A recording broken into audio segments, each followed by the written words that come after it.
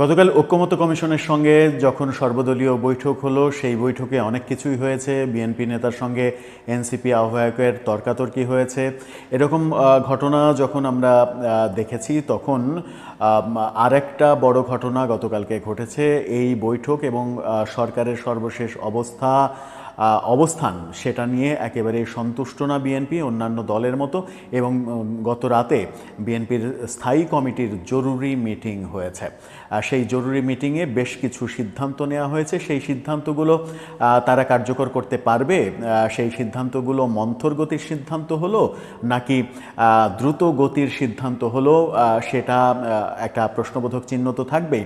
সেই আলোচনাটা করে বোঝার চেষ্টা করব বিএনপির স্থায়ী কমিটির সর্বশেষ রাজনৈতিক অবস্থা নিয়ে কী ভাবছে, তারা কত দূর যেতে পারবে, সরকারই বা এই ব্যাপারে কি করবে। যখন কিনা আওয়ামী লীগ নির্বাসিত, আওয়ামী লীগের আলোচনা হচ্ছেই না একেবারে, তখন বিএনপিকে নিয়েও এক ধরনের মোটামুটি খেলাই শুরু হয়েছে মনে হচ্ছে।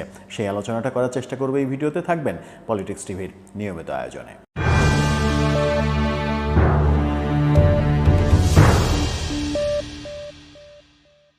দর্শক, পলিটিক্স টিভির নিয়মিত ভিডিওগুলো স্পন্সর করছে প্রজাপতি.টিভি, নতুন ওটিটি প্ল্যাটফর্ম। আপনারা চাইলে ইউটিউবে, ফেসবুকে, ইনস্টাগ্রামে, টিকটকে দেখে নিতে পারেন। ডেসক্রিপশন বক্সে লিঙ্ক দেওয়া থাকবে, সেখান থেকেও আপনারা দেখে নিতে পারেন প্রজাপতির কার্যক্রম। চলে যাচ্ছি মূল ভিডিওতে।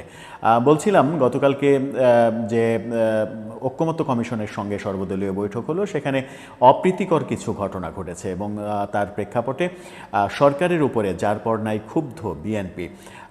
বিএনপি এখন সব থেকে বড় দল। আওয়ামী লীগের অনুপস্থিতিতে আওয়ামী লীগের বেশিরভাগ নেতারা ভারতে পালিয়ে রয়েছেন, কিছু নেতা অন্যান্য দেশেও রয়েছেন। আওয়ামী লীগ যখন তাদের কার্যক্রম চালাতে পারছে না, খুব একটা নিজেদেরকে জানান দিতে পারছে না, আওয়ামী লীগ নিয়ে ততটা আলোচনাও খুব একটা হচ্ছে না, তখন আলোচনার কেন্দ্রবিন্দু আসলে বিএনপি হয়ে উঠেছে। বিএনপি ভার্সেস সরকার, বিএনপি ভার্সেস এনসিপি, কখনো কখনো বিএনপি ভার্সেস জামাত ইসলাম, এরকম অবস্থায় চলে গেছে। বিএনপিকে কৌশলে নির্বাচন থেকে দূরে রাখা, মানে নির্বাচনী কার্যক্রম নিয়ে বিএনপি যেন খুব বেশি শোরগোল করতে না পারে, তার যত ধরনের বন্দোবস্ত করা দরকার সেই বন্দোবস্তই বোধহয় হচ্ছে। এরকম পরিস্থিতি টের পেয়ে বিএনপির গত রাতে স্থায়ী কমিটির জরুরি মিটিং করেছে। সেই মিটিংয়ে সভাপতিত্ব করেছেন বিএনপির ভারপ্রাপ্ত সভাপতি তারেক রহমান। লন্ডন থেকে ভার্চুয়ালি যুক্ত হয়েছিলেন। দেশের বাইরে আছেন চিকিৎসার কাজে মহাসচিব মির্জা ফখরুল, তিনিও ভার্চুয়ালি এই মিটিংয়ে যুক্ত হয়েছিলেন। সেই মিটিংয়ে কি হলো, কি আলোচনা হলো, কি সিদ্ধান্ত হলো, চলুন একটু জেনে নেওয়া যাক। সেই মিটিং সম্পর্কে নিশ্চিত করছে আমাদের প্রথম আলো। আপনারা প্রথম আলোর শিরোনামটা দেখে নিতে পারেন। সেখানেই বলা হচ্ছে যে বিএনপির একটা পর্যায়ে বলা হচ্ছে, বিএনপির নীতি নির্ধারণী নেতারা মনে করেন অধ্যাপক মোহাম্মদ ইউনূসের সভাপতিত্বে সোমবার জাতীয় ঐক্যমত্য কমিশনের বৈঠকে অংশ নেওয়া বেশিরভাগ দল ডিসেম্বরের মধ্যে নির্বাচন চেয়ে তার ওই বক্তব্যকে, অর্থাৎ ডক্টর ইউনূসের বক্তব্যকে নাকচ করে দিয়েছে। ডক্টর ইউনূস একটা স্বাগত বক্তব্য দিয়েছিলেন। অনেকে বলছেন যে এই বক্তব্য মানে এক ধরনের রাজনৈতিক দলগুলোকে তৈলাক্ত করা, একটু তেল মারা, একটু ফুসলানো, এরকম বক্তব্য দিয়েছিলেন। কিন্তু তার এই বক্তব্যে আসলে চিড়ে ভিজেনি, এমনটাই পরিস্থিতি মনে হচ্ছে। সেখানে বলা হচ্ছে, যদিও অধ্যাপক ইউনূস এখনও তার আগের অবস্থানেই আছেন, তিনি এবছরের ডিসেম্বর থেকে আগামী বছরের জুনের মধ্যে নির্বাচন হবে বলে বিভিন্ন অনুষ্ঠান এবং সাক্ষাৎকারে একাধিকবার বলেছেন। প্রথম আলো যেটা জানতে পেরেছে, বিএনপি আগামী ডিসেম্বরের মধ্যেই নির্বাচন আদায়ে সরকারের ওপরে চাপ তৈরির গণতান্ত্রিক প্রক্রিয়ায় সব ধরনের চেষ্টা এখন চালিয়ে যাবে। এখন গণতান্ত্রিক প্রক্রিয়াগুলো কি, সেটাই এখন বড় বিষয়। সেখানে বলা হচ্ছে যে নির্বাচনের সময় নিয়ে সরকারের সঙ্গে যত মনোমালিন্যই হোক না কেন, অধ্যাপক ইউনূসের অধীনেই সেই নির্বাচন চায় বিএনপি। তবে এক্ষেত্রে সরকার নির্বাচন অনুষ্ঠানে অপারগ হলে তখন ভিন্ন চিন্তা করা যাবে। অর্থাৎ সরকার যদি নির্বাচন অনুষ্ঠান করতে না চায়, নির্বাচন আয়োজনে অপারগ হয়, কোনো প্রতিবন্ধকতা সৃষ্টি করে, তখন বিকল্প ভাববে। অর্থাৎ সেটা ভাবতে অনেক সময় লাগবে বিএনপির, সেরকমটাই মনে হচ্ছে। এজন্য ডিসেম্বরের মধ্যে নির্বাচন আদায়ের লক্ষ্যে সমমনা রাজনৈতিক দলগুলোকে একসঙ্গে রেখে কর্মসূচি অব্যাহত রাখার সিদ্ধান্ত নিয়েছেন তারা।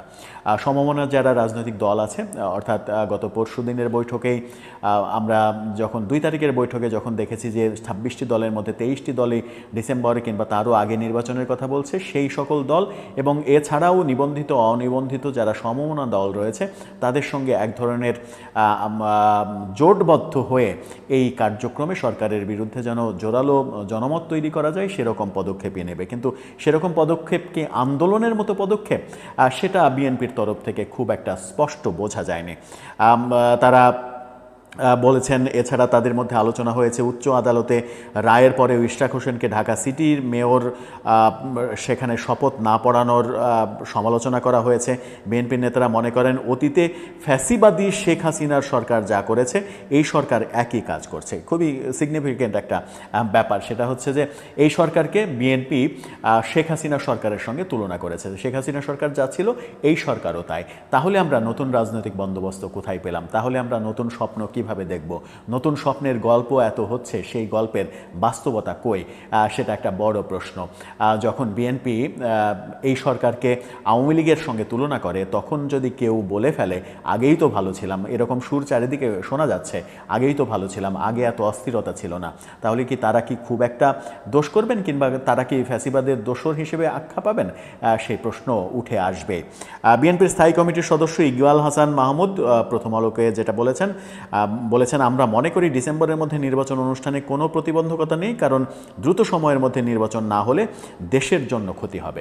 অর্থাৎ দ্রুত নির্বাচন না হলে যত নির্বাচন ডিলে হবে তাতে দেশের ক্ষতি হবে, এমনটা বিএনপি মনে করছে। এখন তারা সমমনা দলগুলোকে নিয়ে হয়তো ঈদের পরে, আবারও সেই ঈদের পরের প্রসঙ্গ আসছে, ঈদের পরে কর্মসূচি দেয়া শুরু করতে পারে। কিন্তু বিএনপির এই বৈঠক থেকে এমন কোনো একমাত্র বর্তমান সরকারকে শেখ হাসিনা সরকারের সঙ্গে একই পাল্লায় মাপার ব্যাপারটা ছাড়া খুব একটা যে নতুন কিছু আসলো সেটা আসলো না। সমমনা দলগুলোর সঙ্গে গণতান্ত্রিক প্রক্রিয়ায় যা করা দরকার সেটা করবে। এখন গণতান্ত্রিক প্রক্রিয়ার মধ্যে কি পড়ে? গণতান্ত্রিক প্রক্রিয়ার মধ্যে তো হরতাল অবরোধও পড়ে, গণতান্ত্রিক প্রক্রিয়ার মধ্যে সংগ্রাম, আন্দোলন, সমাবেশ, মিছিল, মিটিং এগুলোও পড়ে। সেগুলো কি করবে বিএনপি? নাকি বিএনপি শুধুমাত্র টেবিল টকের মাধ্যমে এগোতে চাচ্ছে? টেবিল টক, সভা, সেমিনার, সিম্পোজিয়াম, মিডিয়াতে কথা বলা, এভাবেই কি বিএনপি আগাবে? এভাবে আগালে কি সরকারকে কোনোভাবেই তারা বাগে ফেলতে পারবে? সরকার কি তার অবস্থান থেকে নড়বে? আমার মনে হয় না যে নড়বে, কারণ সরকারকে তার অবস্থান থেকে টলাতে হলে বিএনপিকে একটা বড় আন্দোলনের দিকে যেতে হবে। সেই আন্দোলনে যাওয়ার মতো পরিস্থিতি বিএনপির আছে কিনা, কিংবা বিএনপি সেই আন্দোলনে আদৌ যেতে চায় কিনা, কিংবা বিএনপি সেই আন্দোলনে গেলে আবার দল হিসেবে তারা বিপদে পড়ে কিনা, কারণ তাদের সামনে একটা বড় প্রতিবন্ধকতা দাঁড় করানো হয়েছে। 21 আগস্ট গ্রেনেড হামলা মামলার যে আপিলের অনুমতি পেয়েছে সরকার, সেটা কিন্তু একটা বড় দেয়াল হিসেবে কাজ করবে। বিএনপি যে কোনো সিদ্ধান্ত নিতে যাক না কেন সেইটার কথা ভাববে যে সামনে ওই ব্যাপারটা রয়েছে। সরকার যদি ওটা প্রয়োগ করতে চায় তাহলে বিএনপির অনেক নেতাই আবার নতুন করে বিপদে পড়তে পারেন। এই মুহূর্তে আমার মনে হয় যে বিএনপি অনেকটা কিং কর্তব্য বিমূঢ় হয়ে পড়ছে। সেটাই কি বাস্তবতা? নাকি এই বাস্তবতাও দেখা যাবে যে আওয়ামী লীগের যে কথা আমরা বারবার বলেছি যে রাজনীতিতে শেষ কথা নেই, আওয়ামী লীগের সঙ্গে যেন এক ধরনের ব্যাকডোরে আলোচনা করে আন্দোলনের মাধ্যমে সামনে এগোবে, সেই রকম প্রস্তুতির দিকেও বিএনপি যেতে পারে। সেই আলোচনা যখন হচ্ছে তখন সেই আলোচনার বিপক্ষেও অনেক মত রয়েছে। দর্শক, আপনার কি মনে হয় শেষ পর্যন্ত বিএনপি কি সরকারের কৌশলের কাছে হেরে যাচ্ছে, নতি স্বীকার করছে? আপনার মতামত জানিয়ে লিখতে পারেন আমাদের কমেন্ট বক্সে।